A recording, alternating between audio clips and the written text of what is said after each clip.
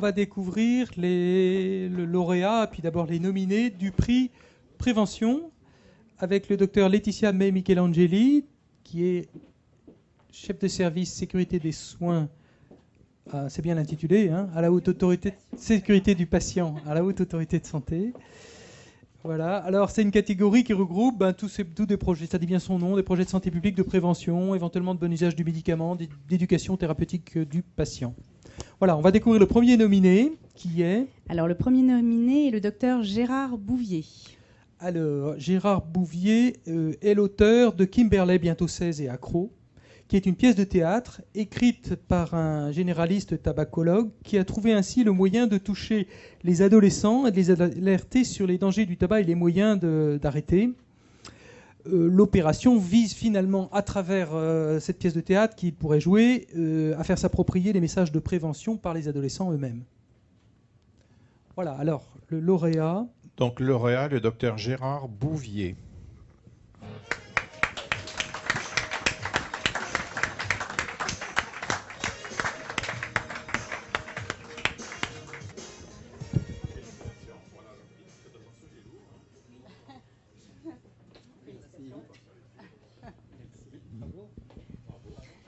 Alors, qu'est-ce qui a retenu l'attention du jury sur ce Alors d'abord, je suis très très heureuse de participer à la remise de ce prix qui me tient particulièrement à cœur, peut-être parce que j'ai une fille de 18 ans et que, vous voyez, je vois un peu pourquoi ce projet peut avoir des conséquences. Alors comme tous les projets, on devait juger bien sûr sur différents critères de ce projet, et là on devait récompenser donc un médecin généraliste particulièrement impliqué dans la catégorie prévention. Comme dans tous les autres projets, on a, sur un certain nombre de catégories, on a eu du mal à départager certains projets. C'est vrai que ça a été le cas pour le vôtre, puisqu'il a été quand même bien débattu avec, de mémoire, un autre en particulier.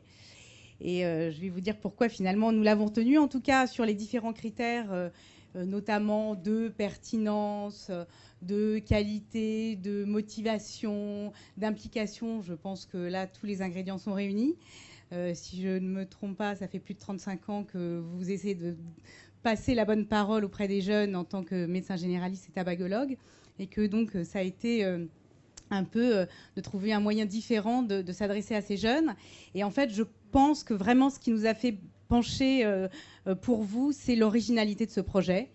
Et donc, c'est de pouvoir s'adresser différemment, finalement, à cette population ciblée, hein, les adolescents. Et donc, prendre Kimberley, ado de 16 ans, avec ses mots à elle, des dialogues de temps en temps assez crus, auxquels je n'adhère pas forcément, en tout cas, je n'aimerais pas que ma fille parle comme ça, je peux vous l'avouer, qui rend compte, effectivement, le tabacologue qui lui explique, voilà. Donc ça donne, je pense, une pièce assez déroutante que j'aimerais bien voir jouer par ces adolescents, ça je l'avoue.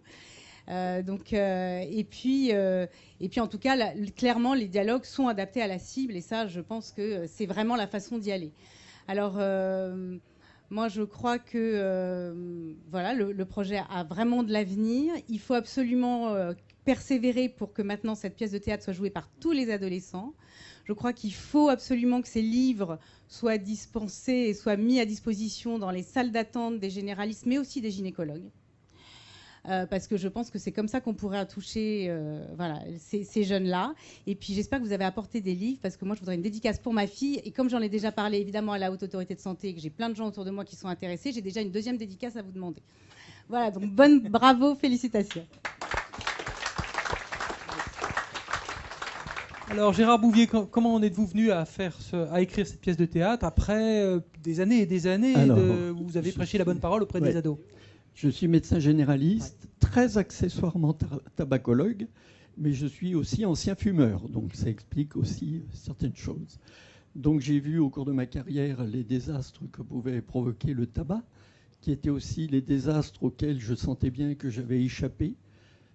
C'était pas évident, j'ai échappé pas par miracle, n'employant pas des grands mots, mais j'aurais très bien pu continuer et probablement ne pas être là aujourd'hui.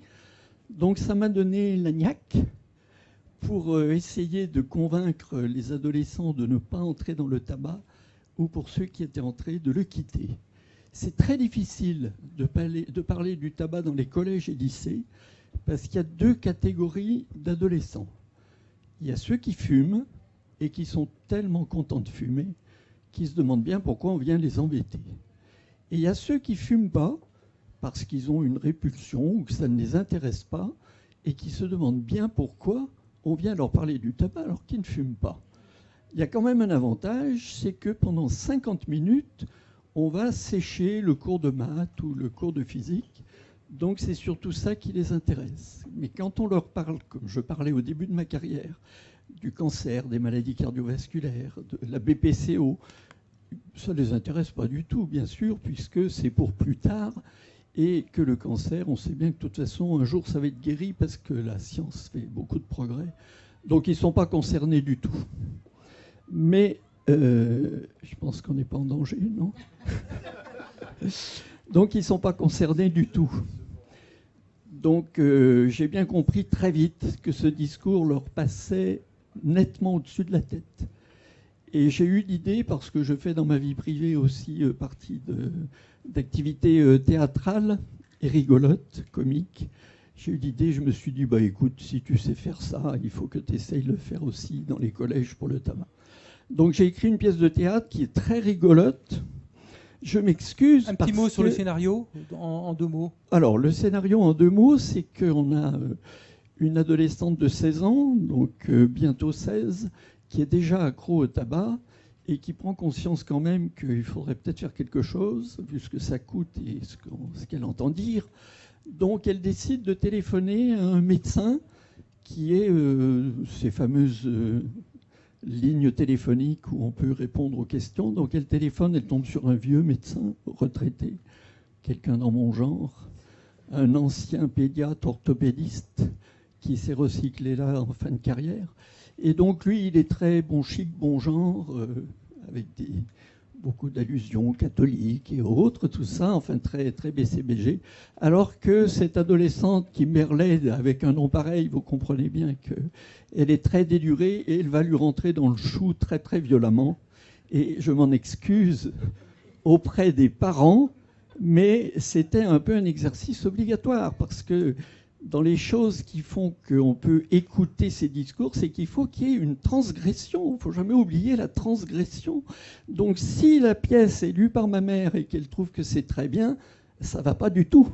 Il faut forcément que ma mère ait dit « Oh bah oui, c'est peut-être très bien, mais quand même, t'as vu comme il parle ?» Et puis la fille, elle a déjà connu 4 garçons, ça ne va pas du tout, quoi.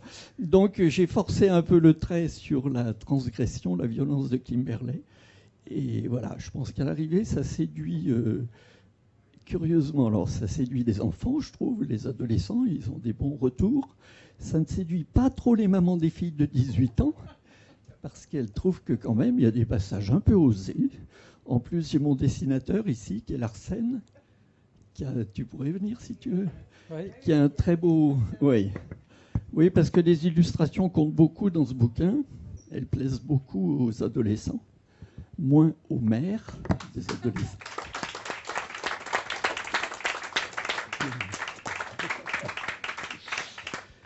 Et où en étais-je? Donc les illustrations, donc tout ça, c'est vrai qu'il y a un petit peu de la violence et on rentre dans le chou du docteur qui se débat toujours pour essayer de survivre contre Kimberley, qui déballe sa science, mais c'est très dur parce que chaque fois elle trouve les arguments contraires. Et donc tout ça, je me suis dit que si les adolescents arrivaient à se l'approprier, à le jouer, à le faire leur, ça serait pour eux une pièce de théâtre rigolote qu'on joue dans la classe. Et cette pièce de théâtre rigolote qu'on joue dans la classe, eh ben, un peu par hasard, elle parle du tabac. Eh ben, tant mieux, comme ça on va apprendre des choses sur le tabac. Donc je pense que c'est une façon de contourner la difficulté. Et de fait, il y a quelques tentatives de... Oui, ouais, oui, ça commence, de mise en surtout dans scène. le Jura, qui est un petit département. En plus, c'est même dans les petites villes du Jura, mais il y a des choses qui commencent. Et donc je me suis proposé pour aller les aider, faire leur mise en scène. Et donc il y a un handicap, c'est qu'il n'y a que 2 personnages. Mais dans le théâtre moderne, maintenant, on peut découper et puis les gens se succèdent sur scène. Donc de 2 personnages, finalement, toute la classe peut y passer. Et c'est un travail de groupe donc, qui est agréable, rigolo. Donc, du coup, les interventions sont courtes, donc c'est facile à apprendre. Et ça semble bien parti. D'accord. Seulement, c'est un livre qui a été écrit à compte d'auteur. J'espère que je ne vais pas être trop vulgaire. C'est un livre qui a été écrit à compte d'auteur, donc avec mes sous. Et ça coûte des sous. Et quand on est à Lons-le-Saunier, je ne sais pas si vous voyez où c'est, à Lons-le-Saunier, dans le Jura, un livre à compte d'auteur. Ouais, un livre à compte d'auteur, c'est voilà quoi, c'est un peu difficile. Donc une de mes idées, c'est de trouver un éditeur. J'ai envoyé gratuitement 300 livres à ceux qu'on appelle quelquefois les décideurs, les autorités de santé. Donc le scénario est toujours le même. J'ai bien reçu votre livre, je l'ai bien lu. Je vous félicite pour votre initiative qui a particulièrement retenu mon attention. Et d'ailleurs, je l'ai fait passer à quelqu'un qui saura mieux que moi prendre en charge votre projet. Et le quelqu'un qui doit prendre en charge, évidemment, n'a plus aucune nouvelle. Donc, il y a quelques impasses thérapeutiques. Voilà. D'accord. Vous avez essayé d'adapter le langage en direction des adolescents. Est-ce que vous avez Oui. l'impression, quand vous regardez les campagnes de communication aujourd'hui, dans le domaine du tabac ou autre, en direction des adolescents, qu'ils utilisent le bon langage ? Je pense pas, non, mais je pense aussi que c'est très difficile de trouver le bon langage. Je prétends pas l'avoir trouvé. L'avantage, c'est que l'adolescent, là, il se reconnaît complètement. Kimberley, c'est peut-être pas votre fille, mais votre fille connaît Kimberley, ça je peux vous le dire. Donc on est dans un univers qui est le leur, donc c'est plus facile de se l'approprier. D'accord, merci. Voilà. Suggestion, je vous suggérerais bien d'utiliser les moyens modernes en filmant peut-être à l'occasion d'une pièce Bien de théâtre sûr. pour le mettre sur YouTube ou quoi, Bien mais ça sûr. pourrait démultiplier Ouais. peut-être l'opération. Tout ça est dans l'air. Un petit mot de mon dessinateur. Voilà, simplement pour vous dire qu'on connaît quelqu'un qui a dit il y a quelques années, nous sommes des amis de 30 ans. Si vous avez bon souvenir, nous sommes des amis de 35 ans. On était animateurs de radio dans les radios locales dans les années 80. J'étais animateur, tu étais docteur en activité. On s'est perdu de vue, on s'est retrouvés 35 ans plus tard. Moi dans le dessin et dans la mécanique quantique, qui n'a absolument rien à voir. Par contre, moi j'ai une question comme à poser. Notre bébé Kimberley a 1 an, maintenant à peu près, et elle en a 16 dans le livre. Alors je voulais savoir si dans la salle il y avait des gynécologues pour savoir comment Kimberley a pu passer de 1 à 16 ans en l'espace de 12 mois. Moi c'est une question que je ne connais pas, je ne connais pas c'est la médecine. Ça a été beaucoup de travail. Écoute. Je veux préciser que j'ai apporté 12 exemplaires de ce livre que je vous destine. Il y en a un que j'ai donné à monsieur, je le remercie. Il y en a 2 ici, donc il en reste 9. Donc soit les plus motivés, soit ceux qui courent le plus vite. Merci. Alors, Gérard Bouvier, quand même, si j'osais, avant de terminer, si Kimberley était ici ce soir, comment est-ce qu'il réagirait ? Kimberley était là ce soir. Avec un discours. Dessine-la moi. Je pourrais presque le dessiner. J'ose pas trop vous le dire quand même. Elle dirait, regardez-moi cette bande de vieux cons. Si, c'est vrai, elle dirait ça. Pourquoi vieux ? Mais parce que quand on n'a pas l'âge de Kimberley, on est déjà très vieux. Et donc, voilà. Non, mais je plaisante un petit peu, mais je pense que se mettre au niveau du langage des adolescents, j'ai été aidé, parce que je ne parle pas le Kimberley très couramment. J'ai travaillé beaucoup avec des adolescents, donc j'ai quand même ce qu'on appelle de solides bases. Mais je me suis quand même fait...